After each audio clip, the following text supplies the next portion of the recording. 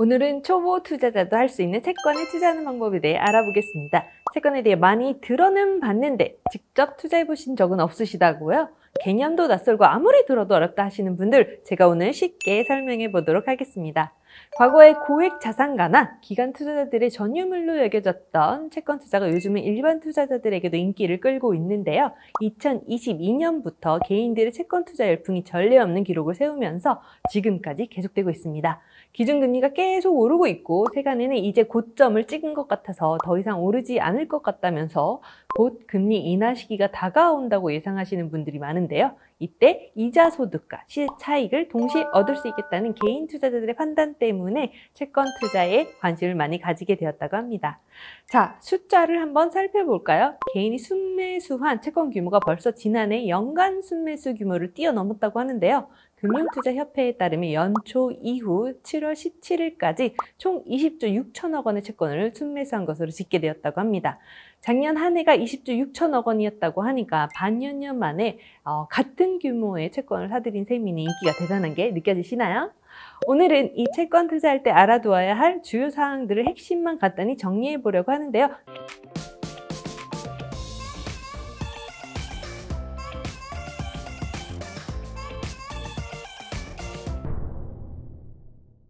우선 채권이 무엇인지 알아볼까요? 채권은 누군가에게 돈을 빌린 증서를 증권화한 것입니다.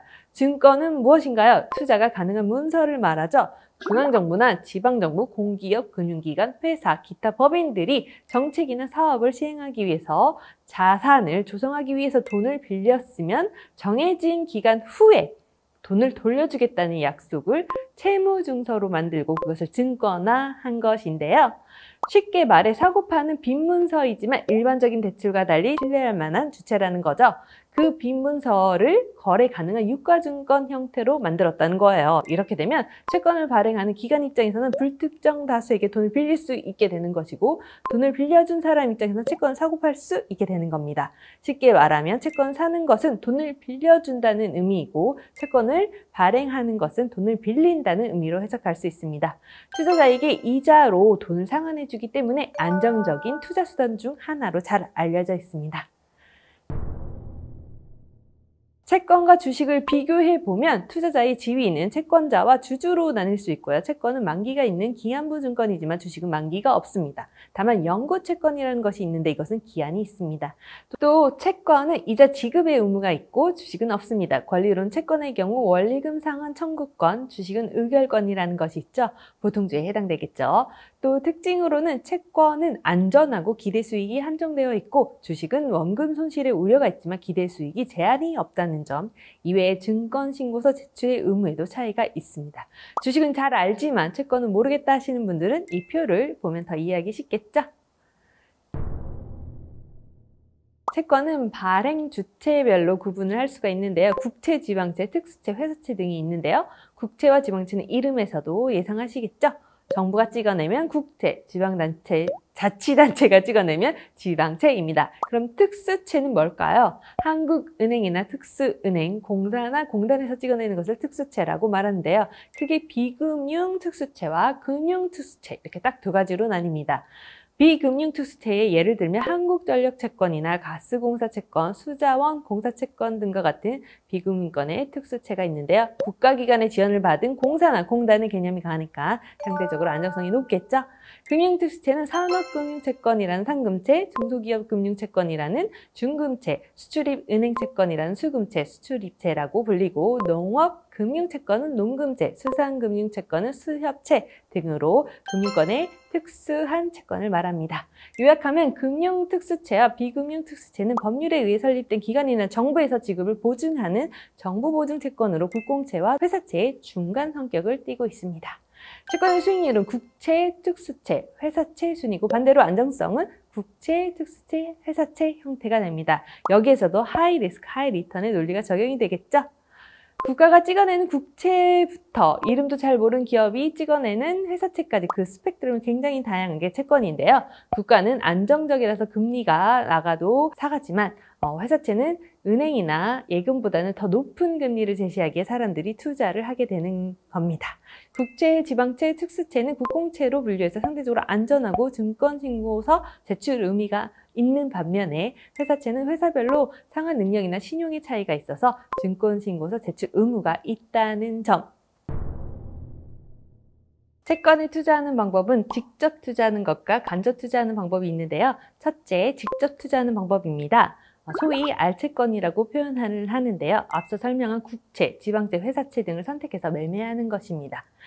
장외채권과 장내채권에 대해서 꼭 알아두셔야 되는데요. 보통 살 사람을 정해놓고 발행을 하는 게 채권이죠. 대부분 기관 투자자들입니다.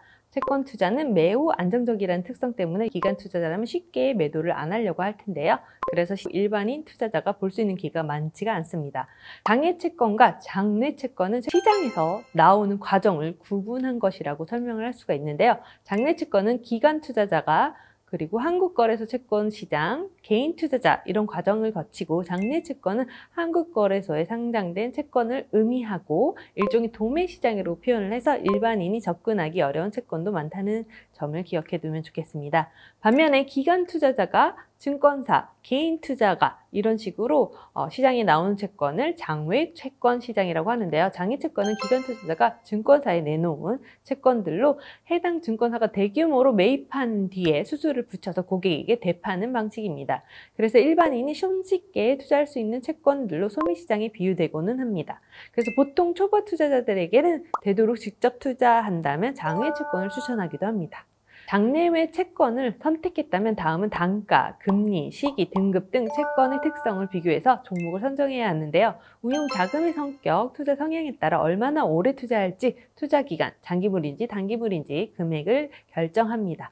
보통 1,000원부터 채권 매수가 가능한데요. 특정 회사에서 발행한 채권에 투자하고 싶다면 회사 이름을 검색하면 됩니다.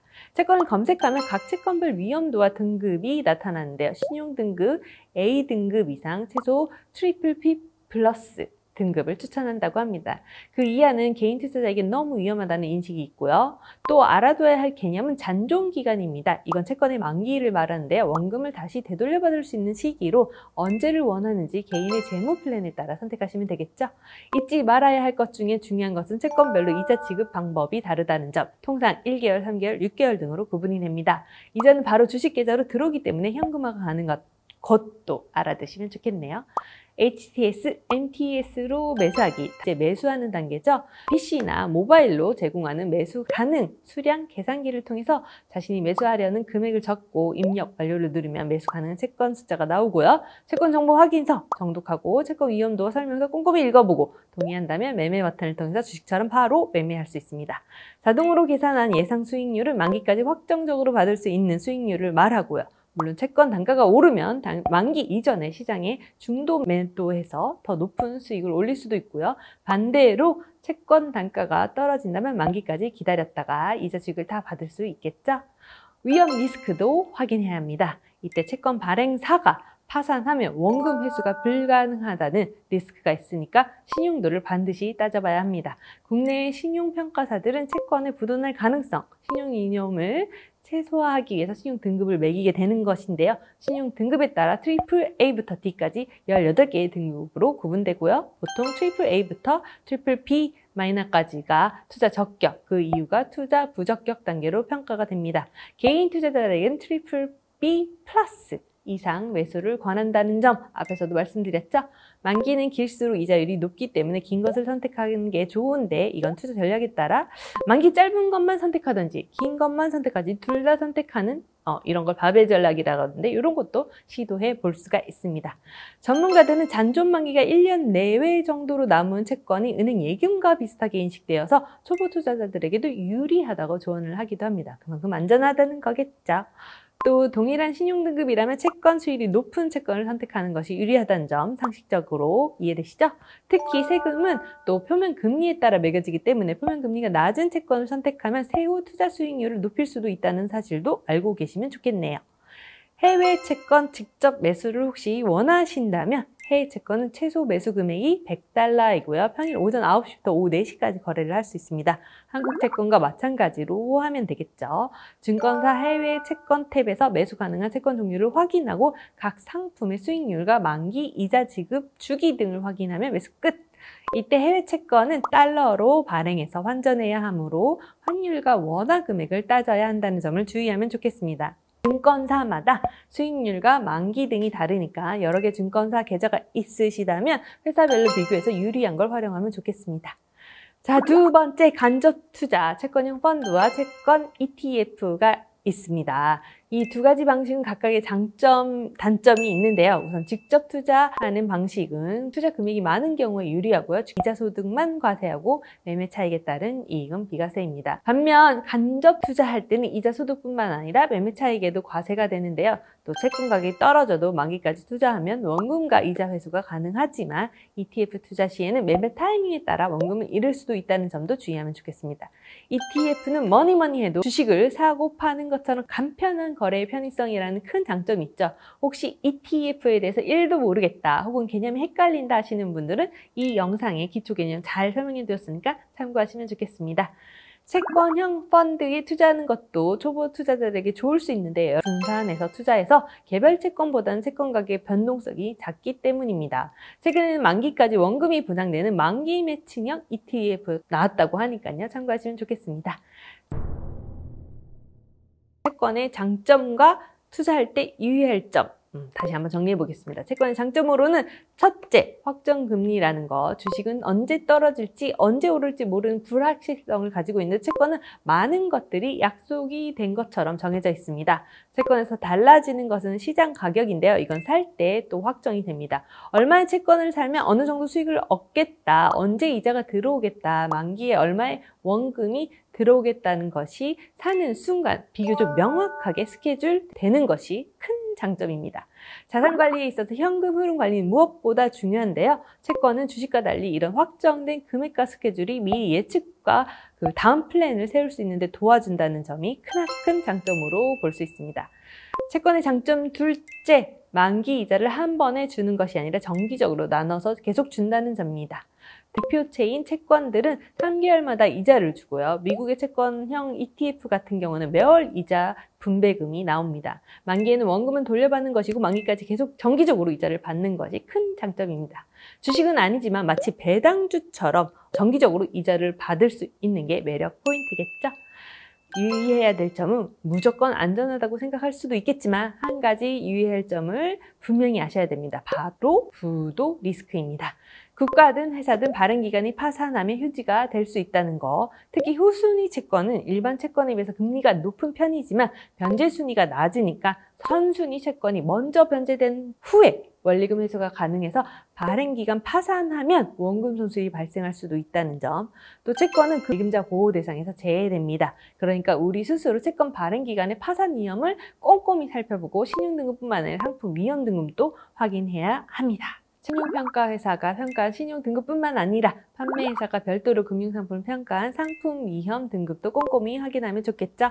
금융회사는 채권 판매 시 신용평가사의 신용등급 외에 투자자 관점에서 환매의 용이성, 상품 구조의 복잡성 등을 고려해서 전반적으로 상품 위험 등급을 부여하고 있다는 점도 기억해 두시면 좋겠습니다. 조금 뻔하고 잔소리 같지만 하나 더 추가하자면 채권의 투자 설명서, 신용평가서 등도 살펴보아야 할 주요 정보라는 점 반복해 봅니다. 채권이 펀드나 파생결합 증권보다 상품 구조가 간단하다고 생각해서 수익률만 확인하고 투자를 하는 경우가 많다고 하는데요. 발행 기간에 사업 위험 등 원금 회수에 영향을 줄 수 있는 정보는 꼼꼼히 다 확인하셔야 합니다.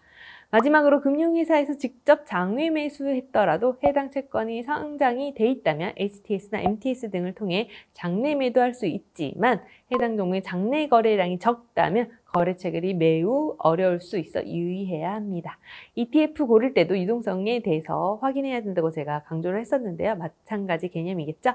최근 한국경제신문에 따르면 한국거래소는 무엇보다 단기에 필요한 자금이 장기 채권에 묶이지 않도록 채권의 잔존 만기가 운용자금의 투자 목표 기간과 일치하는지 확인한 후에 투자하는 것이 좋다고 조언을 해주셨다고 하네요.